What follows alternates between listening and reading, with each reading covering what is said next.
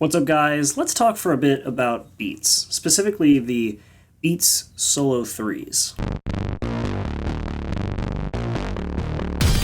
So I've never really been a big fan of Beats for two main reasons. One of them is mainly because of the fact that I didn't really ever like the sound signature. It was always too bassy for me, and the price point was the other reason, and that was actually a pain point for quite a lot of people. But this stigma of being overpriced and not sounding really good is what made me leave these pair of Beats in a bag for almost a year after I got them for free when I purchased them with my laptop. Like, seriously, the stigma of how these sound and how overpriced they are made me leave a free pair of $200 headphones in a bag for over almost a year. When I sat down to write a review for my Sony headphones, which I objectively think were way better, I realized I couldn't find them. And so I figured I would grab these, charge them up, and give them what I thought would be quite a beatdown. They were dead, of course. I mean, sitting in a bag for 11 months will do that, but I was actually kind of surprised to find out that they have quick charging, and I left them on the charger for about 10 minutes, and that was enough to give me a charge that would last through my entire writing session. So really, it's actually not off to a bad start. But once they're charged up, the question is, what do they like to use? And it's kind of like a grab bag of elements out of like a $200 pair of headphones, which is, for reference, how much these cost, and several elements out of something you'd expect from a $50 pair of headphones. So we'll start with the good and kind of work our way to the bad, and starting right off the bat, I love the fact that these use the same chip as the AirPods. So pairing with an Apple device is straight up magical. Like, I wish that other devices would have a pairing process like this because it is so simple. You just turn them on, hit connect on the phone, and it's now synced with every device that's on the same account. It is, I mean, it's like magic. It's really awesome, and I wish more devices had this. And the battery life is, frankly, awesome. Like, these things get 40 hours of battery life, no joke. The advertised amount is pretty straight up true, and because they actually use the same chip inside as the AirPods, the battery life was actually achieved without even having to change the battery size inside from the second to the third generation. They just put a more power efficient chip in it. It's pretty cool. And Beats does claim that for a 5-minute charge, you'll get 3 hours of battery life. And considering I had these on the charger for about 10 minutes and I was able to get through an entire writing session with the battery that I got, I would say that that's actually pretty true. And in the case that the battery does die, it does have the old antiquated headphone jack if you want to use that on a device that does have a headphone jack, but I really don't think that you would have to, considering that if you manage to forget to charge these things and kill a 40-hour battery, that's kind of on you. Like, I don't even think there are 40-hour flights, so I don't know what you'd be doing. Anyway, these things are part of what makes these headphones feel like a $200 pair of headphones. The battery is phenomenal. The fast charging is awesome. The pairing is just straight up amazing, and it's one of the best features of these headphones.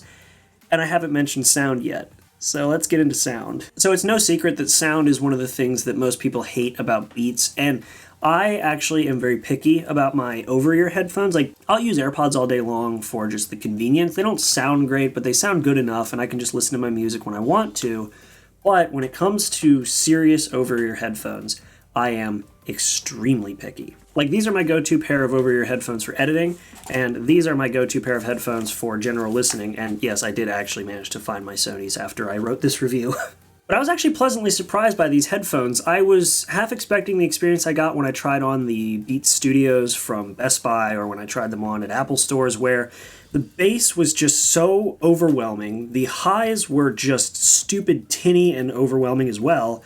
And there was almost a complete absence of any sort of midtones. But these headphones were actually very well balanced, which is something I never thought I would say about a pair of Beats. Now, don't get me wrong, these are still very, very bass heavy, and especially more bass heavy than I prefer, but I think that for a lot of people it's not that big of a deal. Though I do kind of wish that they would give you like a Beats app where you could actually change the equalizer. Not having that is sort of a bummer. But overall, it's not as bad as I remember. Maybe it's just because the drivers on these are physically smaller, so they can't push as much bass through it. And I would say that they're not $200 sounding headphones, but I would put them roughly about $150. I've heard worse for $150. So it's good enough that I could actually probably listen to these for quite a while if it weren't for one of the bad parts of these headphones. So now let's get into the bad parts of these headphones. First and foremost, these ear cups. Like, I'm already not a big fan of on-ear headphones. I actually prefer like the full-on over-ear earmuff styles, but if you're going to go with an on-ear style of headphones, the padding on these ear cups needs to be like god tier, because it's going to be sitting against your ear, not around it, so you have to actually kind of have something that will cushion to your ear and not press it. And this sort of headband piece, you can't have it so tight that it squeezes, but it can't be so loose that it just falls off your head. You have to have a good balance of the ear muff to squeezing ratio. And that's where it all kind of falls apart for me with these headphones. These ear cups have some of the most mediocre padding I have ever used. And they bottom out after maybe like an hour to an hour and a half of use. And at that point, it's basically just a challenge on how much pain you can tolerate around your ears until you just take these off. Like, I literally took these headphones off 3 times during my writing session because they just got so uncomfortable. And part of that, I think, is because of the earmuffs, but I think the other part is because of this stupid headband. And I keep clicking that, and the next time I click it, I swear I'm going to throw these things. This overarching headband piece is so tight. Like, it just squeezes your head. And I have glasses, and these are already fairly tight glasses. Like, I need to get a new pair, but these just squeeze so hard on your head. And I feel like these ear pads would have been fine if this headband wasn't doing everything it could to just mash itself into your skull. So yeah, the ear cups on these things,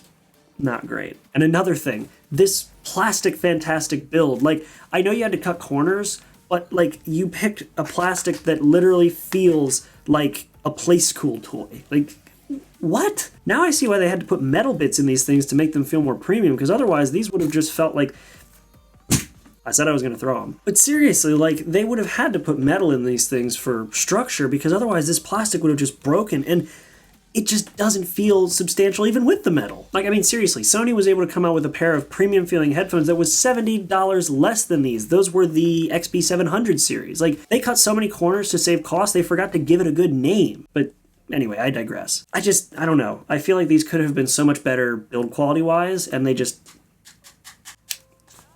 fell short. And one last cheap thing that kind of ties into the build quality is these buttons on the top. Like, they don't even give you a fast forward button or a rewind button, which I thought we had that kind of nailed down with the click wheel on the iPod, where you could have like 4 buttons in a circle. And I get that they wanted to build it around the Beats logo, but there were so many better ways you could have done this. Because they didn't give you a fast forward and rewind button around the circle, you're back to the double press and triple press for rewind and fast forward, which I thought we had kind of gotten over back with the EarPod days with the little clicker remote. Anybody remember that? Actually, some people may still be using that, so I can't say do you remember, but you know what I mean? Like, I think this could have been done a lot better. And because of the way they're mounted directly over the ear cup, you get this just clunk every time you're listening to music, where I feel like that just pulls you straight out of the music. I know that sounds like such a little thing, but when you're really deep into listening to your music and you go to change the volume and you just hear this clunk every time you press the button, like, that just pulls you right back out of the music, and you got to just sit there and listen to it to get back into it.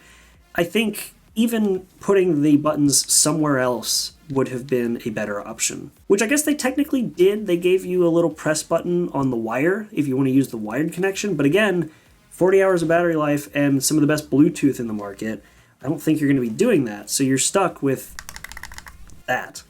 But maybe the button pressing taking me out of the music is just me. I don't know. Let me know in the comments. So at the end of the day, these were a nice surprise, but I really don't think that I'll be using them that much just because I have better options. Maybe I'll use them again when I kill the battery in my better pair of headphones and I need something that can just charge up quickly and I can use it for however long I need to. But they are significantly better than I thought they'd be when I went into this review, which is really one of the best things that could have come out of this review. Was a pair of headphones I didn't think would be great actually turned out to be not too bad. But there are still just too many things wrong with these to make me want to recommend them to people. And especially if you're serious about listening to music, I can't really recommend these for anything other than the Bluetooth and battery life. But when it comes down to it, let's be real. The people who are actually really into these headphones are into it for the same reason that they were into it back in 2012, the brand. And if you find yourself in that category, then go for it. Pick these guys up because they are one of the better sounding, and in my opinion, the best sounding Beats I've ever tried. But if you are serious about listening to music and you want to spend a bit more